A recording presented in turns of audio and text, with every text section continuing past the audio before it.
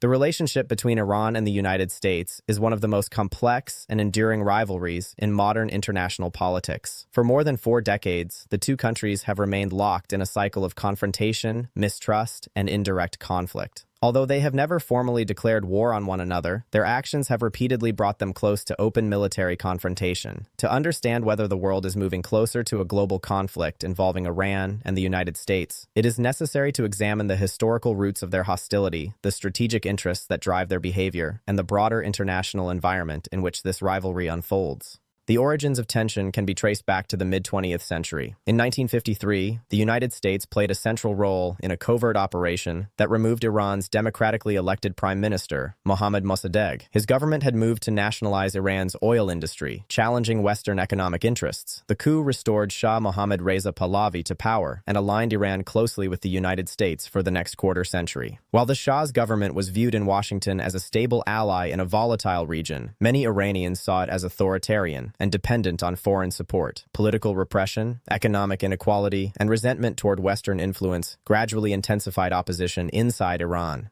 In 1979, this dissatisfaction erupted into the Iranian Revolution. The Shah was overthrown, and Iran was transformed into an Islamic republic under the leadership of Ayatollah Ruhollah Khomeini. The new government rejected Western political models and defined itself in opposition to American influence, which it portrayed as exploitative and imperialistic. Later that same year, Iranian students seized the United States Embassy in Tehran, taking 52 American diplomats and citizens hostage. The crisis lasted 444 days and became a defining moment in the collapse of U.S.-Iran relations. Diplomatic ties were severed, and the sense of mutual hostility became deeply entrenched. From that point forward, the relationship shifted from alliance to adversarial standoff. The United States imposed economic sanctions on Iran, while Iran adopted a foreign policy centered on resistance to American power in the Middle East. The 1980s further deepened the divide. During the Iran-Iraq War, the United States provided support to Iraq, viewing Iran as a destabilizing revolutionary force.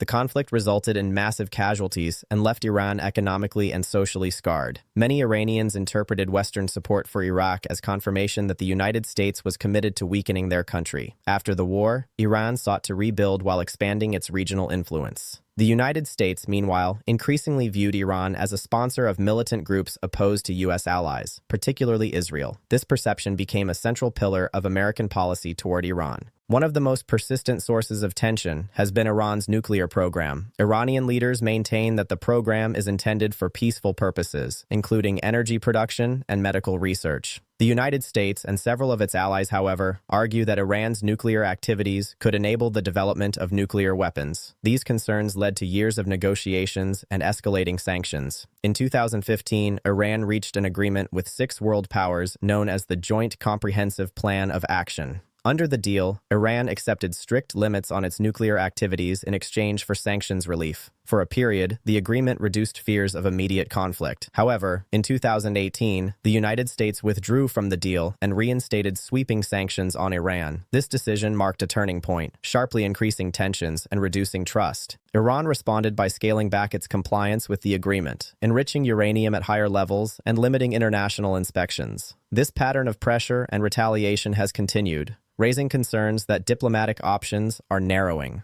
Beyond the nuclear issue, Iran and the United States compete for influence across the Middle East. In Iraq, Syria, Lebanon, and Yemen, both countries support opposing forces. These proxy conflicts allow each side to challenge the other without direct military confrontation. In Iraq, armed groups aligned with Iran have carried out attacks on U.S. personnel. In Syria, Iran supports the government of Bashar al-Assad, while the United States has conducted military operations and supported opposition elements. In the Persian Gulf, encounters between naval forces have repeatedly raised the risk of escalation.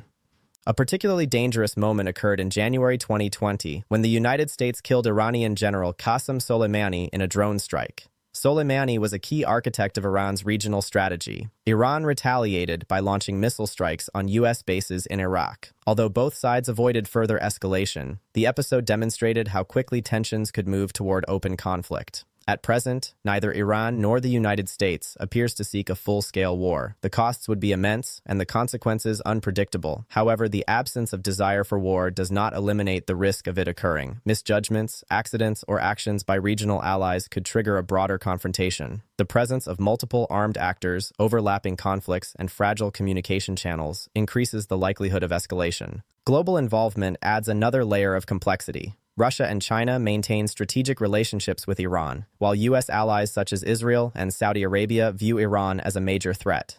Any large-scale conflict could quickly draw in additional powers. Energy security is also a critical concern. Iran's location near the Strait of Hormuz gives it the ability to disrupt global oil shipments. Even limited interference could have severe economic consequences worldwide. Internal pressures shape decision-making on both sides. Iran faces economic strain and social challenges, while the United States balances regional commitments with broader global priorities. Diplomatic efforts continue through indirect channels, but trust remains low. Hardline positions in both countries argue against compromise, reinforcing a cycle of confrontation. The Iran-US rivalry is not defined by a single event or decision. It is the result of decades of history, competing interests, and unresolved grievances. Understanding whether it could evolve into a global conflict requires careful analysis rather than assumptions. The situation remains volatile, not because war is inevitable, but because the margin for error is narrow. To assess how close the United States and Iran may be to a wider war, it is necessary to move beyond historical grievances and examine the strategic realities that shape their present-day behavior. These realities include military capabilities, regional power dynamics, political decision-making, and the role of indirect confrontation. The United States maintains unmatched conventional military strength. Its global force projection is supported by advanced air power, aircraft carrier strike groups, precision-guided weapons, and extensive intelligence and surveillance capabilities. In the Middle East, the U.S. operates military bases in multiple countries, allowing rapid deployment and sustained operations. Iran, by contrast, does not seek parity with the United States in conventional terms. Iranian military strategy is built around deterrence and asymmetric warfare. Rather than attempting to defeat the U.S. directly, Iran aims to raise the costs of any attack to a level that discourages confrontation. A central component of Iran's deterrence strategy is its missile program. Over several decades, Iran has developed a diverse arsenal of short-range and medium-range ballistic missiles, as well as cruise missiles. These weapons are capable of targeting U.S. military installations and regional adversaries. Iran views this missile capability as essential to compensating for weaknesses in its air force and navy. In addition to missiles, Iran relies heavily on unconventional tactics. These include fast-attack naval craft, sea mines, and drone technology. In the narrow waters of the Persian Gulf and the Strait of Hormuz, such tactics could complicate U.S. naval operations and disrupt commercial shipping. Iran's regional network of allied groups is another critical factor. Through political, financial, and military support, Iran has cultivated influence across the Middle East. Groups aligned with Iran operate in Lebanon, Iraq, Syria, and Yemen. This network allows Iran to exert pressure far beyond its borders. From the Iranian perspective, these groups serve as both deterrence and defense. Any direct attack on Iran could prompt retaliatory actions by allied forces against U.S. interests and partners throughout the region. This creates a multi-front risk that complicates strategic planning. For the United States, this environment presents a dilemma. Responding forcefully to Iranian actions risks triggering broader regional instability. Restraint, on the other hand, may be interpreted as weakness, encouraging further challenges. The role of proxy conflict has therefore become central to the Iran-U.S. rivalry. In Iraq, U.S. forces operate in a complex political landscape where Iran-backed militias hold significant influence. Attacks on U.S. personnel are often conducted by groups that maintain plausible deniability for Tehran. In Syria, Iran has invested heavily in supporting the government of Bashar al-Assad. This presence has brought Iranian forces and assets into proximity with U.S. and Israeli operations. Periodic airstrikes and military incidents raise the risk of escalation, even when neither side intends to expand the conflict.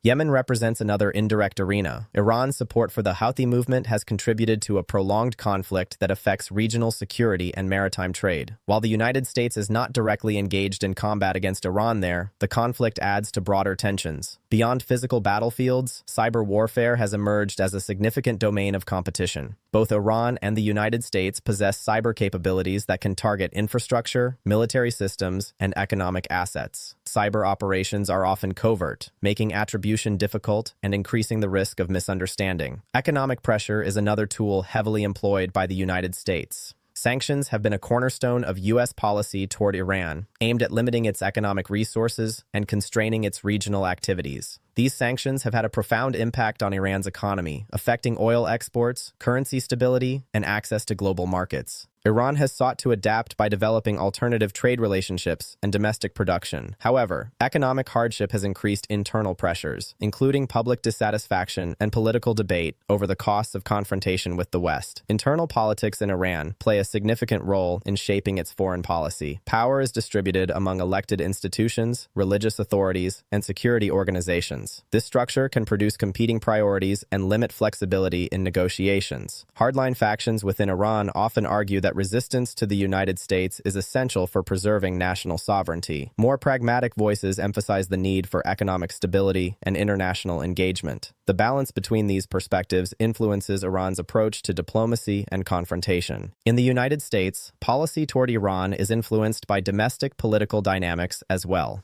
Different administrations have adopted varying strategies, ranging from engagement and negotiation to maximum pressure. Shifts in leadership can result in abrupt changes in policy, affecting predictability and trust.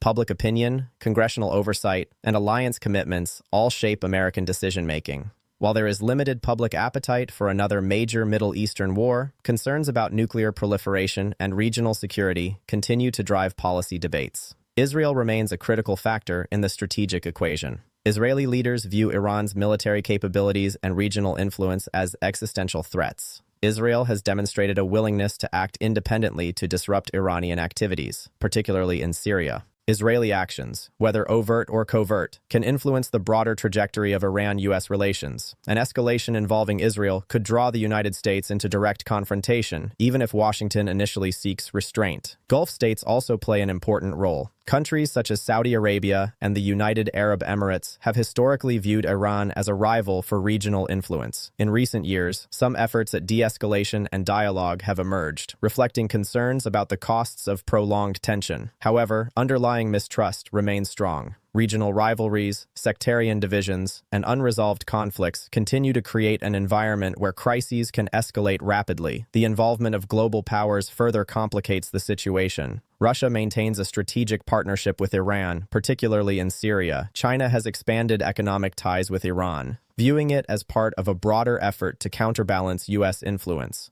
While neither Russia nor China appears eager to confront the United States directly over Iran, their support limits the effectiveness of isolation strategies and introduces additional variables into any potential conflict. International institutions have limited ability to manage these tensions. Diplomatic forums provide channels for dialogue, but enforcement mechanisms are weak when major powers disagree. As a result, conflict prevention relies heavily on informal communication and crisis management. Historical experience suggests that rivalries characterized by deterrence and indirect confrontation can persist for long periods without erupting into full-scale war.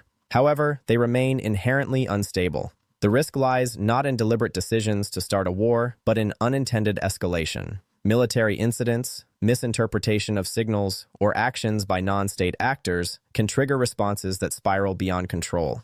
Media narratives and political rhetoric can exacerbate these risks by simplifying complex dynamics and framing compromise as weakness. Such narratives reduce space for diplomacy and increase pressure on leaders to take hardline positions. Despite these challenges, moments of restraint have repeatedly prevented escalation. After major incidents, both Iran and the United States have often taken steps to signal limits and avoid further confrontation. This pattern suggests that while tensions are persistent, there remains an underlying recognition of the catastrophic costs of direct war. The central question is therefore not whether conflict exists, but whether mechanisms to contain it will continue to function. As regional and global conditions evolve, these mechanisms face increasing strain. Understanding this balance between confrontation and restraint is essential to evaluating whether the world is moving closer to a global conflict involving Iran and the United States. To further understand the trajectory of Iran-US tensions, it is necessary to examine the nuclear issue in greater depth, as it remains one of the most critical and destabilizing elements of the relationship.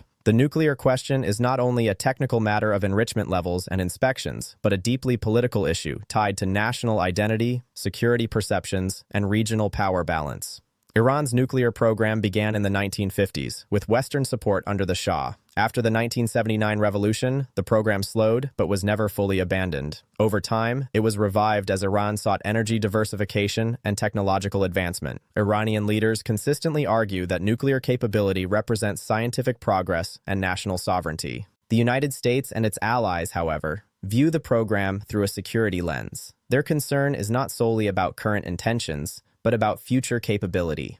The ability to enrich uranium creates what is often described as a breakout potential, meaning Iran could theoretically move toward weaponization if it chose to do so. This concern has driven decades of diplomatic pressure, inspections, and sanctions. The Joint Comprehensive Plan of Action was designed to address these fears by placing verifiable limits on Iran's nuclear activities. For several years, international monitoring agencies reported Iranian compliance with the agreement. The U.S. withdrawal from the deal fundamentally altered the strategic environment. Sanctions were reimposed, targeting Iran's oil exports, banking system, and access to international markets. The economic impact was severe, contributing to inflation, currency devaluation, and reduced government revenue.